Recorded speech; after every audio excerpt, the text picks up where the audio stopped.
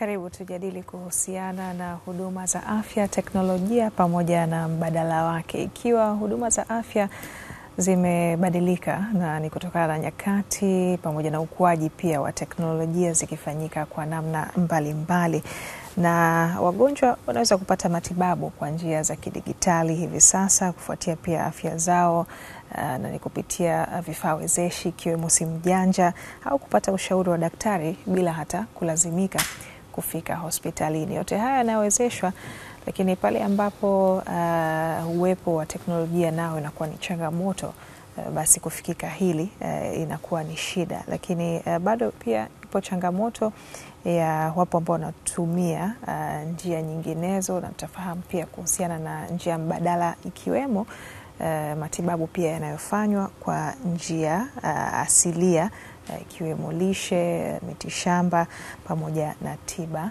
za kiasili. Katika kufahamu mengi zaidi, tunao hapa wataalam katika eneo hili, tukiungana na Dr. Emmanuel Limo ambaye ni meneja kutoka kituo cha utafiti wa tiba asili kutoka NIMR. Karibu sana Dr. Limo. Tunaye pia Shaban Katani ambaye ni mkuu wa idara ya maabara kutoka kituo cha utafiti wa tiba asili NIMR. Karibu sana. Asante sana. Karibuni sana. Na kwanza katika kufahamu mabadiliko haya ya teknolojia na namna ambavyo huduma za afya zinawezeshwa, lakini sambamba na hilo uhusiano wake pia hasa na tiba zinazotolewa asili. Karibu Dr. Limo. Shukrani. Teknolojia katika utoaji wa huduma za afya kwa kweli imechangia mambo mawili makubwa. Naweza nikasema kwanza kuleta ubora wa huduma za afya ambazo tunazitoa, lakini pia kuimarisha upatikanaji wake. Kwa haya mambo mawili unaona, kama teknolojia isingekuwepo, kwa kweli tungekuwa bado tuko nyuma sana. Especially katika jamii ambazo ziko pembezoni mwa miji. Kwa hiyo huduma zetu za afya unaweza ukaziona kwenye makundi makubwa kama 4 hivi. Huduma za kinga, huduma za kinga kama utoaji wa chanjo, elimu ya afya, masuala ya lishe, lakini kuna huduma za tiba. Huduma za tiba ambapo sasa hizi kama ile huduma ya kwanza ya kinga ikishindikana, ndio afya inapata changamoto.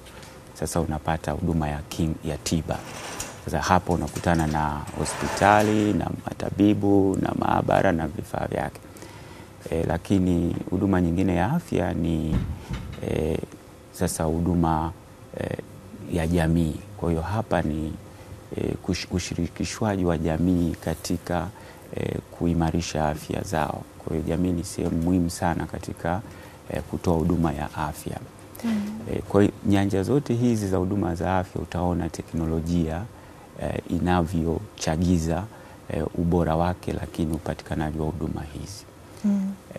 Sasa endapo teknolojia hizi labda zitakuwa hazipo au mbadala wa hizi teknolojia, sasa ni nini? Nadhani sasa ndio tunarudi katika miaka ya hapo nyuma ambapo teknolojia hizi zilikuwa ni duni sana au hafifu. Kwa tunaweza tukajifunza baadhi ya mambo ambapo wazee wetu wamekuwa wakiyafanya na kutumia kama nyenzo wezeshi za wao kutoa huduma za afya. Kwa hiyo hapa sasa ndio unakutana na masuala ya tiba asili. Tiba asili na yenyewe kwa mapana yake, kuanzia uchunguzi wa dawa wa ugonjwa, namna gani wazee wetu walikuwa wanaweza kugundua kwamba unaumwa ugonjwa fulani alafu wakupatie dawa fulani bila kuwa na teknolojia za kisasa ambazo sisi sasa hivi tunazitumia. Kwa hiyo nadhani hilo ndio jambo la msingi. Kama taifa ndio tunatakiwa tuangalie.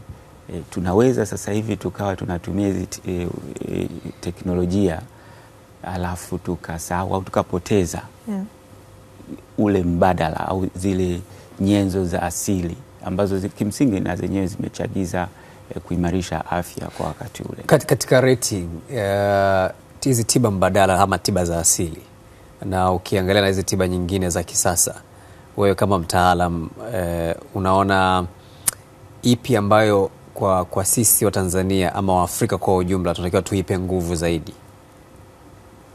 Well, kimsingi siwezi na hatupaswi kabisa kuibeza tiba moja na kuipa au kuipigia chapuo tiba nyingine. Hapana. Hii ni mifumo ambayo kimsingi inatakiwa ishirikiane ili kupata manufaa ambayo ni bora zaidi. Kwa hiyo kuna mambo ambayo tiba ya kisasa haiwezi ikafanya vizuri kama tiba ya asili, na kuna mambo tiba ya asili haiwezi ikafanya vizuri kama tiba ya kisasa.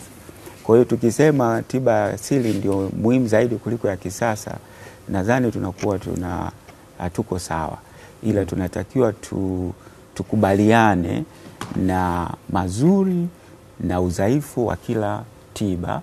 Alafu tuone namna gani sasa, ambao ndio jukumu letu sisi kama watafiti, namna gani yale mazuri ya kila eneo tunayaweka pamoja tuweze kupata matokeo makubwa zaidi. Tukiweka kando teknolojia, kwa upande wa dawa, imekuwa ikishauriwa na wataalam kwamba tiba za asili ni salama zaidi na zinamweka binadamu vizuri zaidi kuliko dawa ambazo zinakuwa zimezalishwa kwenye viwanda, kwa sababu kuna masuala ya kemikali na sumu ambazo zinapatikana kwenye dawa hizo, unlike hizi dawa za asili ambazo unakuta labda unaenda kuchuma mimea unatafuna, ama ile mimea tu imetengenezwa kwa njia ya asili ikatengeneza dawa. Una maoni gani kuhusu mawazo hayo? Mimi mtazamo wangu naamini hii ni zana potofu, kwa sababu unapozungumzia tiba asili, zile dawa ni dawa na ndio maana zinatibu, na dawa yoyote ina pande mbili, ina upande wa kutibu, lakini pia ina madhara. Kwa hiyo hatuwezi tukasema tiba asili haina madhara. Hiyo ni zana potofu na imejengeka nadhani kwa sababu ya historia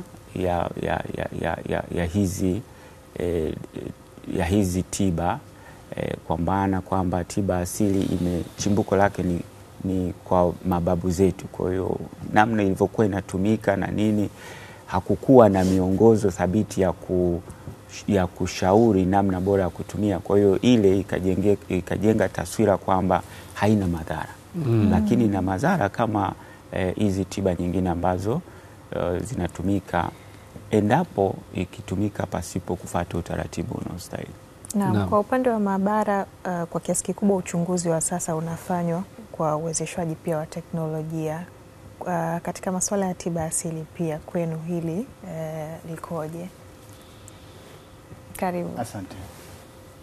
Kama alivyosema Dr. Limo, hizi tiba za asili na tiba hizi za kisasa kuna mwingiliano mkubwa na tunashirikiana kwenye mambo mengi. Ni kweli hapo awali enzi za mababu zetu kutambua dalili za ugonjwa fulani walikuwa wanatambua kwa dalili na wala sio kwa vipimo.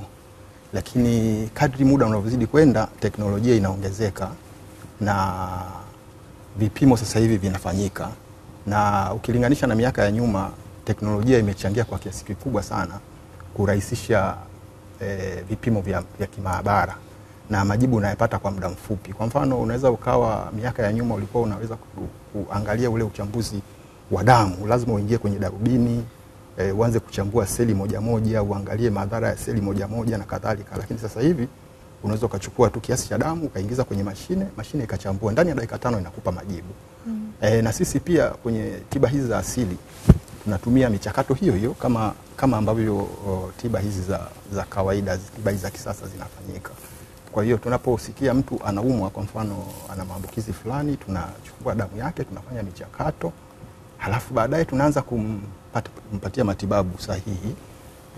Kwa hiyo vipimo vya maabara havina tofauti sana na hivi vipimo vingine, na matibabu yake labda tunatofautiana tu kidogo kwenye matibabu, kwamba tutampa dawa ambayo sisi tuna uhakika tumeshafanyia utafiti na inaweza kutibu, tumeshahakiki ubora wake na usalama wake na uwezo wake wa kutibu, tunampatia.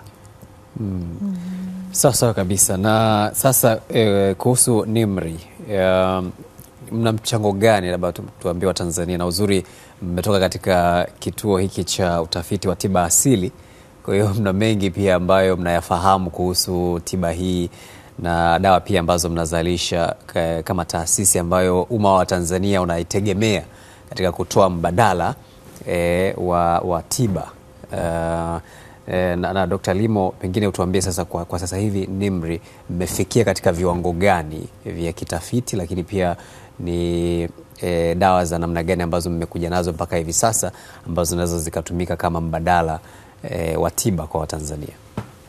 Naam, mchango wa Taasisi ya Taifa ya Utafiti wa Magonjwa ya Binadamu umejikita katika kutoa shahidi za kisayansi kwenye nyanja zote za afya. Kwa hiyo tunatoa shahidi hizi kwa umma kupitia Wizara ya Afya ili waweze kupata taarifa sahihi zitakazowawezesha kufanya maamuzi. Lakini ukizungumzia maalum kwenye kituo chetu cha tafiti za tiba asili, sisi tumejikita kuisupport serikali katika mpango wa hivi karibuni wa kupeleka dawa za tiba asili katika vituo rasmi vya kutolea huduma za afya, tunaita huduma jumuishi. Kwa hiyo ukiangalia shughuli za kituo tunazofanya ni kuhakikisha dawa zote za tiba asili zinazoenda kule zinakuwa ni bora, lakini usalama wake tumejiridhisha kwamba hazina madhara kwa mtumiaji. Kwa hiyo ni jambo moja la msingi ambalo kituo chetu tunasimamia na tunalitekeleza. Lakini pia watafiti wetu wanaendelea na gunduzi mbalimbali za dawa za tiba asili. Kwa hiyo kwa kushirikiana na watabibu wa tiba asili au waganga, kwa hiyo tunapata vile viashiria kwamba ni dawa ipi inaweza ikawa dawa. Kwa sasa tunachanganya na utaalamu wetu, kwa maana ya teknolojia tunaweza kuchambua yale mawazo ya awali ya waganga ili kuweza kubaini kwamba ni kweli dawa, mawazo hayo yanasema kwamba dawa hii inatibu, ni kweli ina ufanisi au la. Kwa hiyo ndio mchango wetu mkubwa tunaofanya. Kwa hiyo shughuli zote hizi mpaka sasa kwenye kituo, sisi wenyewe kama taasisi tumeweza kuja na takribani dawa tofauti aina 8. Tuna dawa ya kutibu malaria, tuna dawa ya kutibu tezi dume, tuna dawa ya kutibu uvimbe mbalimbali, tuna dawa ambayo ilikuwa maarufu sana hii ya kuzuia na kutibu changamoto ya upumuaji na mafua makali. Ilikuwa maarufu sana kipindi cha uviko 19, inajulikana kama Nimricaf. Nadhani kila Mtanzania alipata fursa ya kutumia ile dawa. Bado tunayo mpaka sasa hivi, lakini tumeiboresha, inatumika pia hata kwa watoto sasa hivi. Lakini pia tumepanua wigo wa kufanya tafiti za kuja na dawa za kutibu magonjwa. Sasa tunafanya pia tafiti za kuja na bidhaa za kuimarisha afya. Tunasema ni lifestyle products, kama sabuni za kuimarisha ngozi ili kuzuia changamoto mbalimbali za ngozi, dawa za meno na lotion, cream. Zote hizi ni za asili, lakini zinatokana na mimea ambayo tayari imefanyiwa utafiti na kubainika kuwa inaimarisha ngozi. Na kwa upande wa chanjo, bila shaka mnafanya utafiti pia kuhusiana na chanjo za magonjwa mbalimbali. Ni kwa kiwango gani mmeshatoa mchango wenu mpaka sasa hivi kuweza kufanikisha kupata chanjo hasa za magonjwa ambayo yamekuwa yakisumbua kama vile ukimwi, malaria na magonjwa mengine ambayo dunia kwa ujumla inapambana kupata chanjo yake?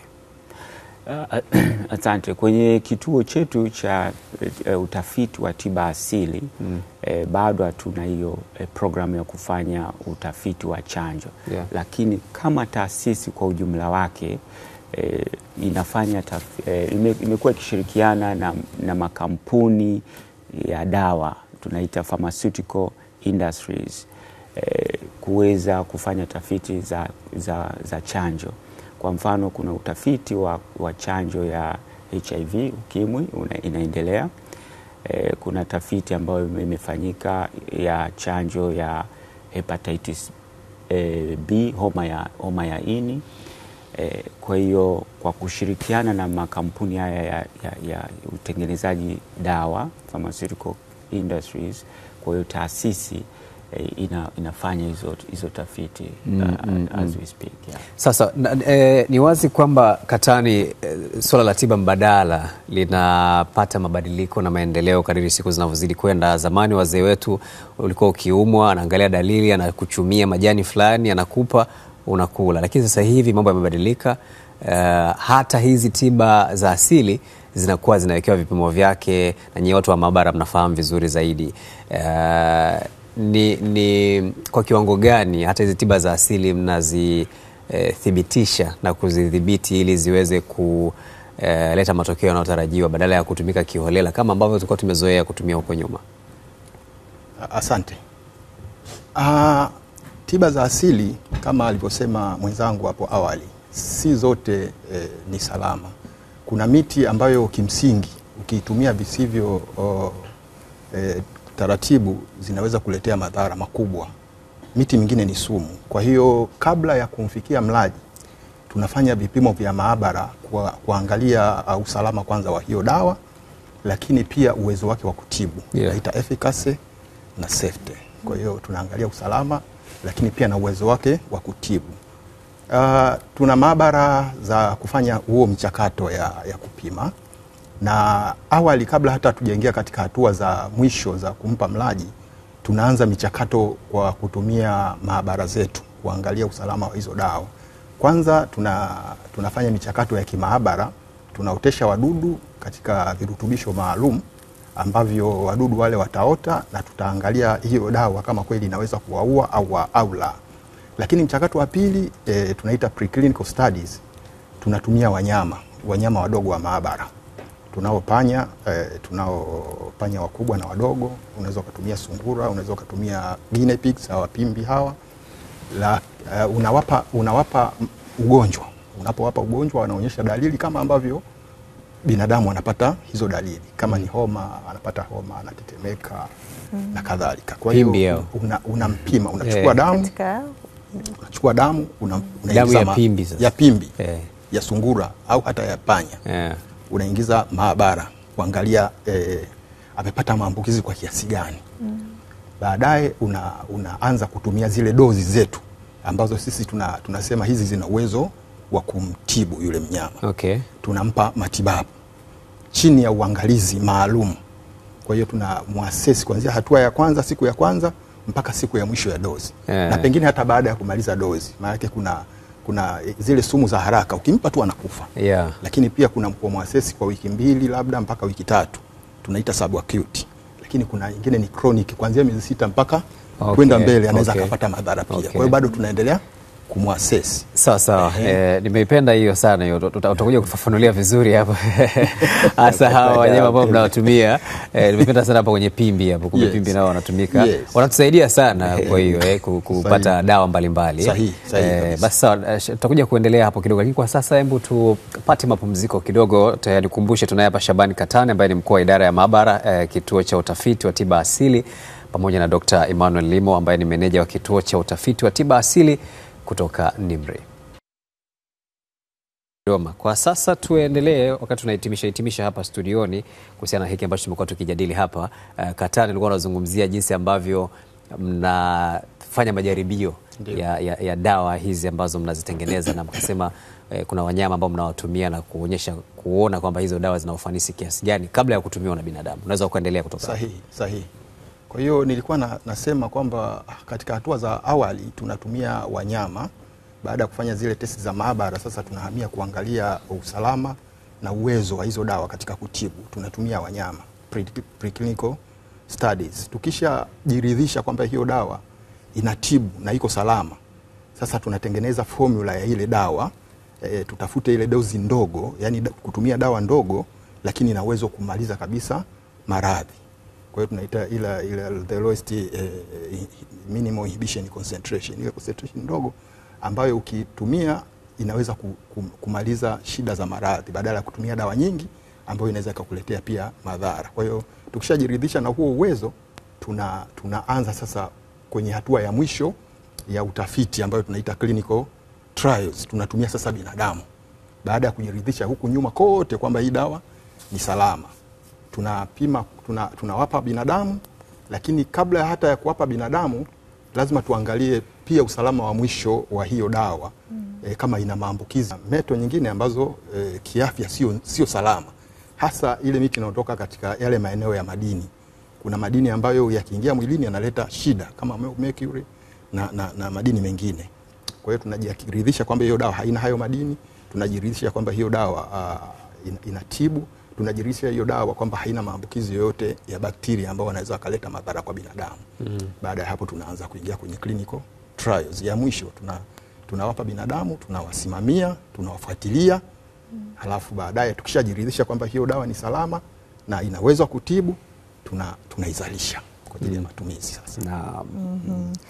Na hapa katika uzalishaji na matumizi pia ya dawa, pengine Dr. Limo, ni kwa kiasi gani dawa ambazo zinazalishwa hapa na Tanzania zinatumika pia, na ni kwa ukubwa gani, mbali na nchi labda katika mataifa mengine ama hata ufikiwaji wake?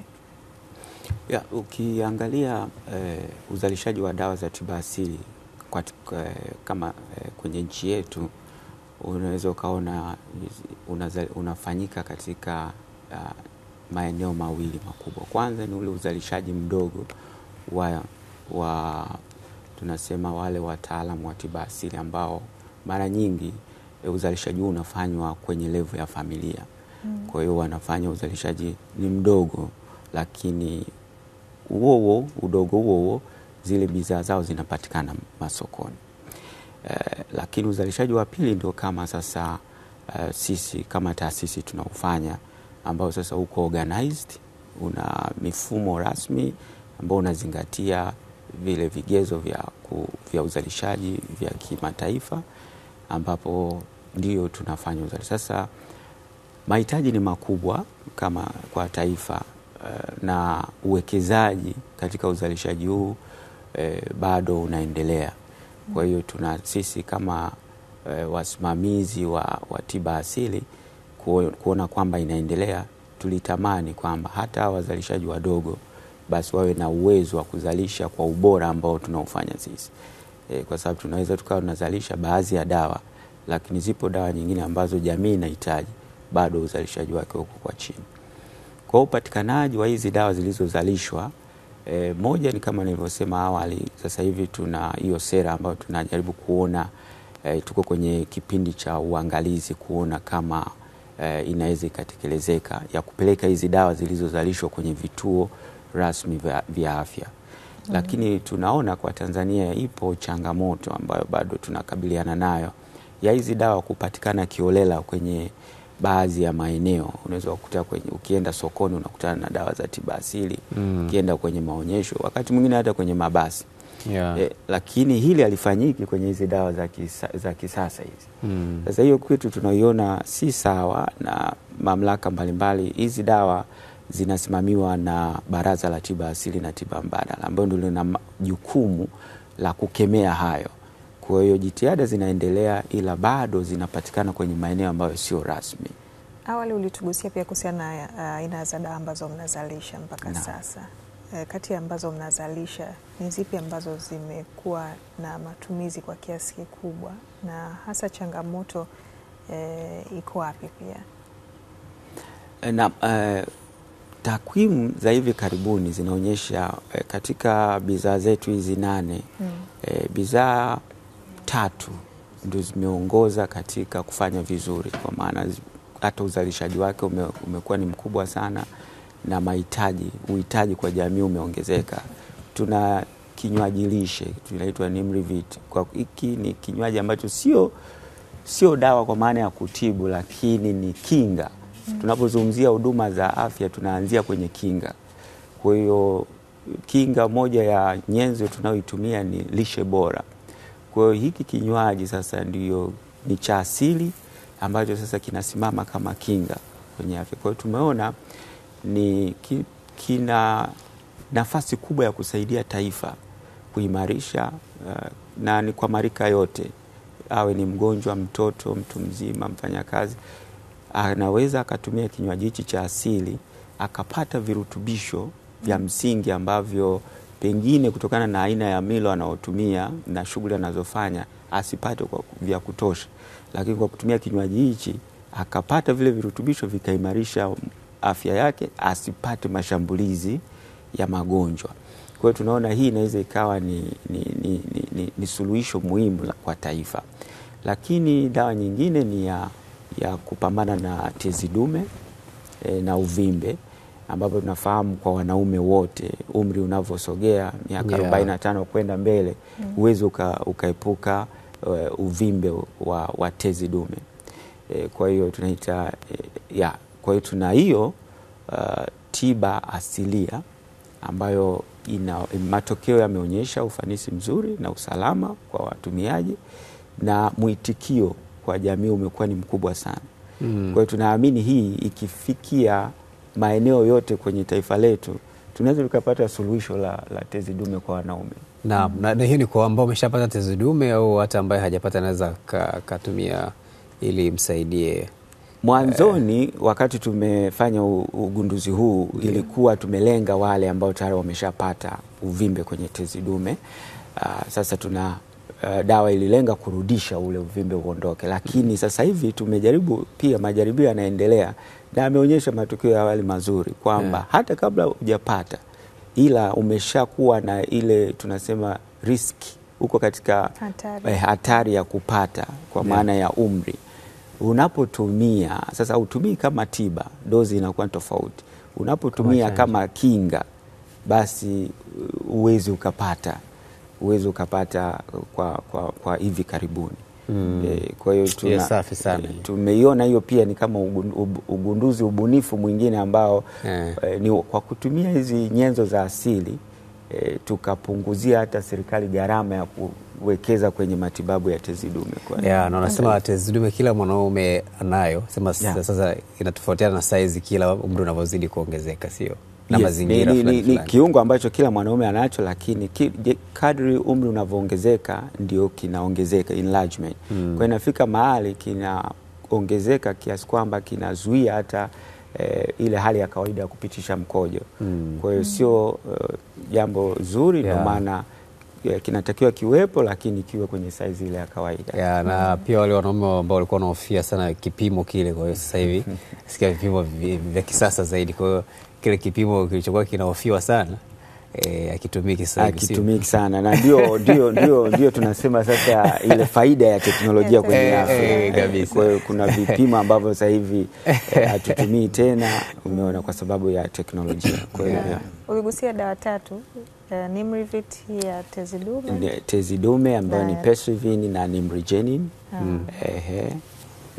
Na hii hata hii Nimricaf ambayo ni kwenye uviko 19, sisi tuliona ni ubunifu ambao kwa kweli unatakiwa uingie kwenye historia ya taasisi yetu, lakini mpaka sasa hivi ufanisi wake ni mzuri sana. Na tunaangalia pia, tunaona matokeo. Kwa hiyo unatumia kwa ajili ya kifua na mafua makali, lakini unatuletea ripoti kwamba pia changamoto kadha wa kadha pia zimeondoka. Kwa hiyo tunajaribu pia kuangalia kupanua wigo kama inaweza ikasaidia kwenye maeneo mengine. Na umesema pia kuna dawa kwa ajili ya uvimbe mbalimbali. Yes, hii Nimrigenin, inaitwa Nimrigenin kwa sababu sio tunasema mara nyingi tunakuta watu wana uvimbe mbalimbali unatokea tu maeneo mbalimbali. Kwa hiyo hii dawa inaondoa ile hali ya uvimbe, sio kansa, lakini ni hali tu ya uvimbe. ambayo tumeona inasaidia. Lakini dawa hii sasa hivi tunavyoongea tunaendelea na utafiti wa kuona kama dawa hii ina uwezo wa kukabiliana na saratani. Kwa hiyo tunashirikiana na hospitali ya Muhimbili, hospitali yetu ya taifa, na taasisi ya kansa ya Ocean Road. Kwa hiyo tunataka kuona kama inaweza ikapunguza makali ya saratani ambazo zinapatikana. Naam, tunawashukuru sana. Na sasa kwa kumalizia kwa dakika moja Katani, lakini pia na Dr. Limo hapa, mna ujumbe wenu ni upi hasa kutokana na mambo ambayo yanafanyika ndani ya taasisi yenu, lakini napohusika swala la tiba asili? Katani, tukianza kwa kuhitimisha, na washauri watengeneza dawa wazitumie maabara zetu katika kuangalia ubora na usalama wa dawa zao.